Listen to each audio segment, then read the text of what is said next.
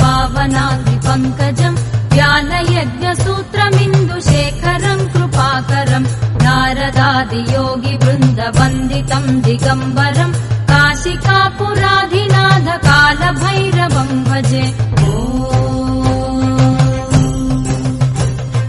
भानुकोटिभास्वरम् भवाब्धितारकम् परम् नीलकण्ठमीप्सितार्थदायकम् त्रिलोचनम् कालकालमम्बुजाक्षमक्षशूलमक्षरम् काशिकापुराधिनाथ कालभैरवम् भजे।